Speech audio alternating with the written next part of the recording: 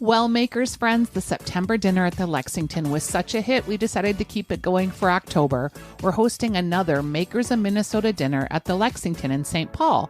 Not only will you be front and center with some of the best makers in the Twin Cities, but you will be treated to a 3-course dinner, compliments of Chef Antonio from the Lexington, who'll be using the featured makers' ingredients in the courses that he's making for this special event. Our October dinner is Tuesday, October 26th, and tickets are $98. Our featured makers are so fun, including Sweetland Orchard out of Webster, Minnesota, who's making beautiful ciders, apple ciders, and hard ciders at their orchard with over 50 varieties of apples. And also on deck is the humble goat cheese made by the folks at the award-winning Stickney Hill Dairy Company, and K-Mama sauce, the slightly spicy and slightly sweet K-Mama Korean hot sauce. I'm just crazy about this sauce, and my friend and maker Casey calls it the Korean ketchup. He puts it on everything at his house, and I do too, and it's featured in the first ever Makers of Minnesota holiday box filled with my favorite products from makers in the Twin Cities. So we'll be taking orders for the boxes on site at the Lex too, which I'm excited about. I just can't wait to see how Chef Antonio will use all these ingredients in his multi-course menu. We'll have a limited number of tickets for this special dinner, and when they're gone, they're gone. So go to thelexmn.com and sign up via Eventbrite for the Makers of Minnesota dinner for October. Get your tickets now at thelexmn.com for Tuesday, October 26th at the Lexington.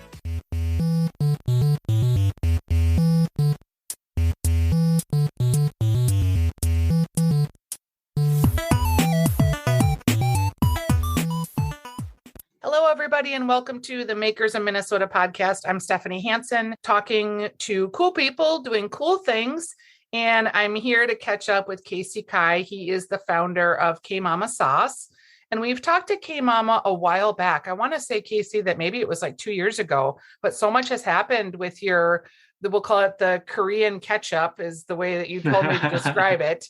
I love it. Yeah. Yes. You guys are like taking the world by storm, and Target in particular. That's so exciting. Yes. Hi, Stephanie. Yes, no, it's been a little while, and yeah, things, I feel like when it rains, it pours. So we got to talk to Tom Cran on NPR. That happened quickly. And then I think part of it was getting the traction in stores with Target and other retailers in Minnesota. But as to your question with Target, it was, I think it just happened gradually over the last 3 years now that we've been working with them, and they're a great partner, obviously. And it's we started with one store, then 20, now we're in close to 50, both here in Minnesota and Chicago. And it's one of those things where because it's so hands-on, we self-distribute, which just means we deliver ourselves, and we have to make sure they look good on the shelf. And it's just, people's tastes are changing all the time. So each store, it's dependent on each of the managers. And so thankfully, over the last 3 years, we've had a gradual growing relationship with each of the store managers, and especially the staff who work there. They have started to really grown basically a following in the stores that helps us get more traction. And then a month and a half ago, a friend DMs me on Instagram, and without the cussing, did I just see you on a Target commercial? And Target forgot to mention that they aired us in a 15-second commercial spot that aired about 400 times nationally. We're not sold nationally, so it was kind of their loss, but also huge just because I have family and friends who happen to come across that commercial in Atlanta or California, and they also had the same reaction. Yeah, I saw the commercial too that you posted, and I was like, holy crap, that's exciting. You're in an interesting category, I think, because your product is K-Mama sauce, and that's not like you have to evangelize to explain what that is and to describe what that is. It isn't like you're just another form of honey or a type of candle. So can you talk about, tell the listeners what K-Mama sauce is in case they don't know? Yes. And then I want to ask you some more questions about the Target relationship. For sure.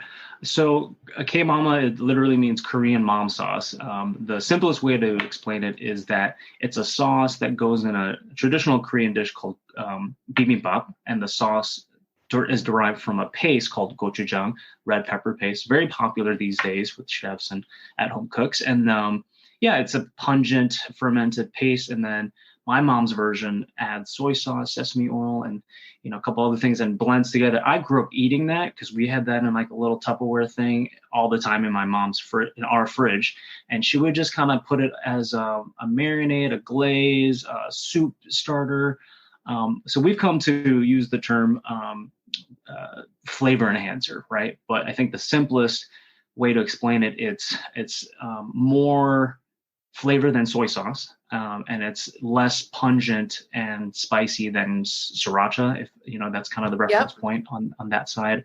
But yeah, it is hot. It is not hot. So I always explain to people that it is spicy, but it's not meant to be kind of the next melt your face off hot sauce. Yeah. And I like hot, and I don't even actually think the mild isn't really that hot at all. And the consistency is kind of like a ketchup versus like a sriracha, which is has a little more grain to it, I guess, in the appearance. It's pretty smooth looking.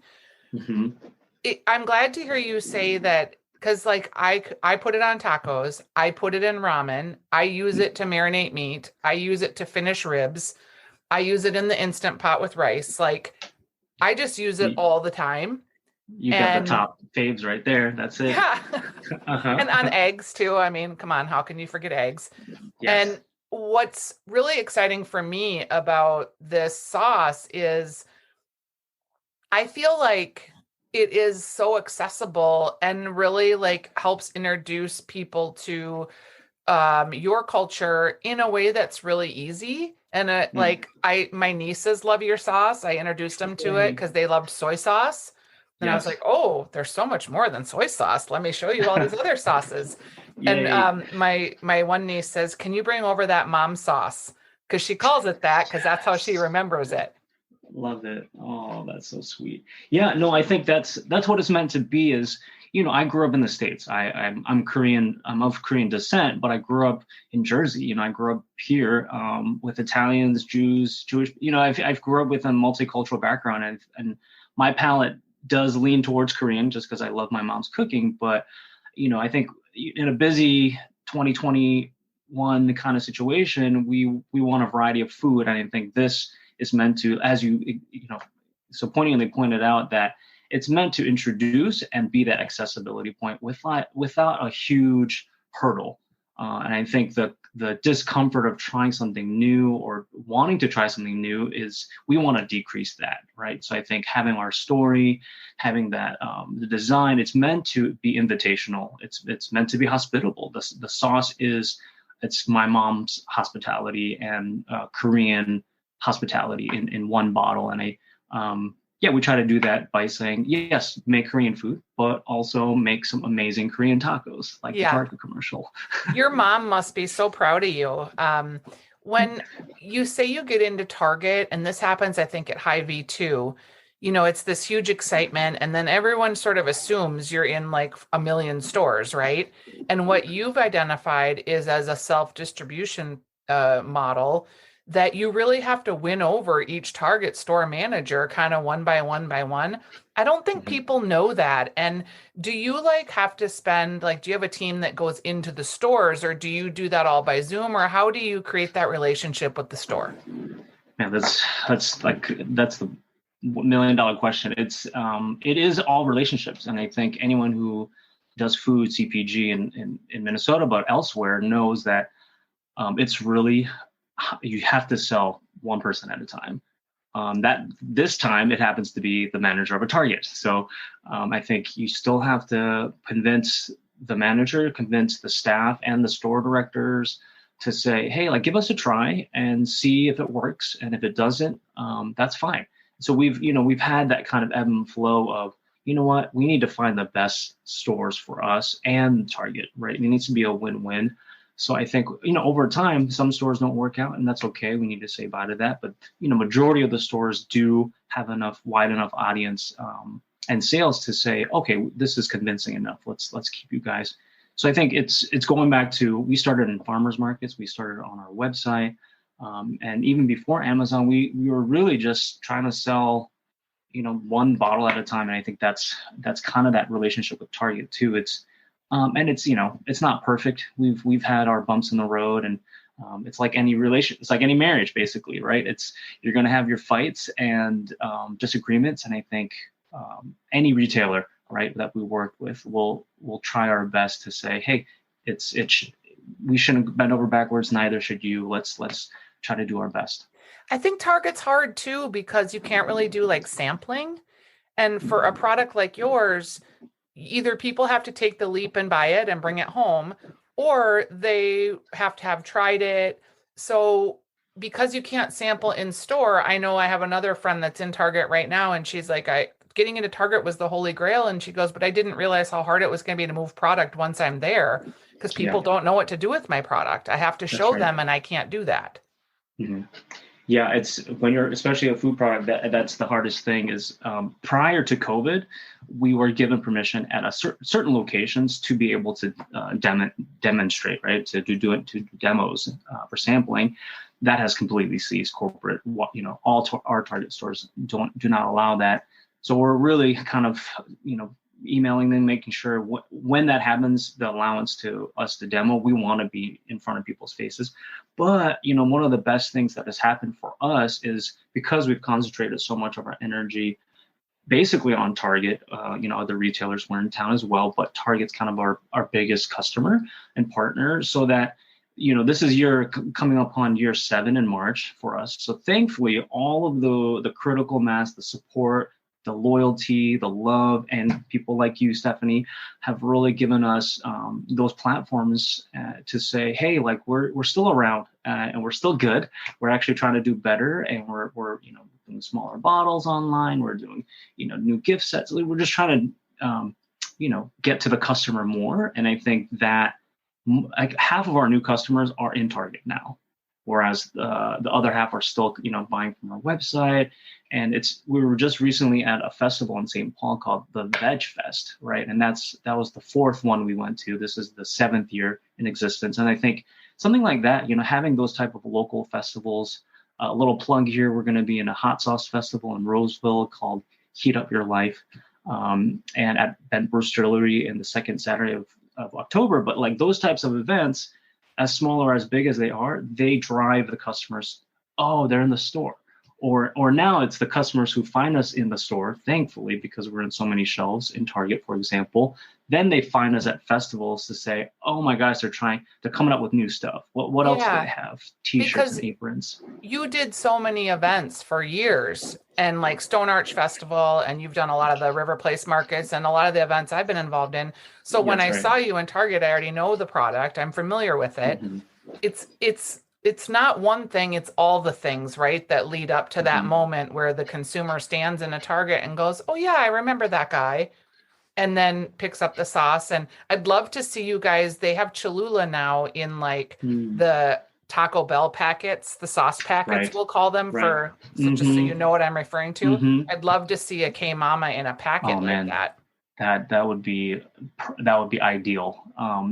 We do have 2-ounce bottles for sale in our website, but we certainly do pass that along. We do sell them at festivals, but I think that's kind of our plan now is what is the, obviously sample size enough for as many people with the potential. I mean, we're really talking to Target, staying on that conversation of Target with Target Corporate to say, hey, we've been doing well. And if you can see that, and you can see, especially putting that much resources in the commercial, especially because it's not cheap to produce that and air it, and to say, hey, this is a solid brand out of Minnesota, local Minnesota brand, so that we're aiming for 250 super targets nationwide, regionally, if that's kind of the launch we're looking for. But we're in that conversation now, so hopefully, knock on wood, maybe in the next 6 months. You could flavor their rotisserie chickens. Oh my gosh. Wouldn't that be great?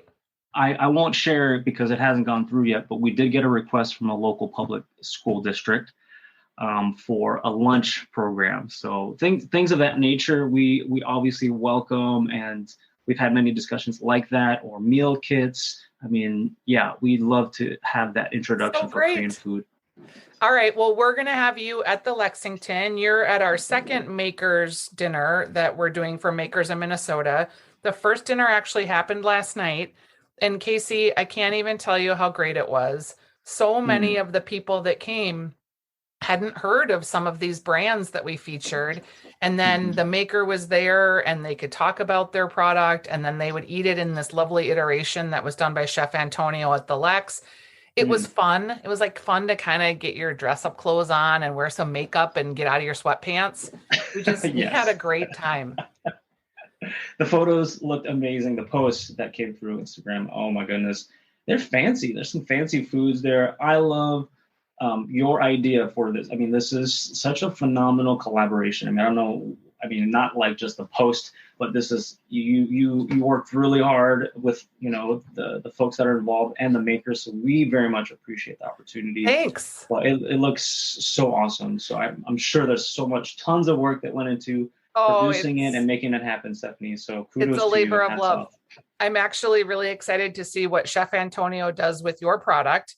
And then we're also going to have the humble goat cheese from Stickney Hill Dairy. And then Sweetland Orchard, our friend Gretchen Prebix, is going to be doing, I think she's going to be doing like an ice wine. She's got apples, but also ciders. Wow. So yes. However that will all come together will be fun.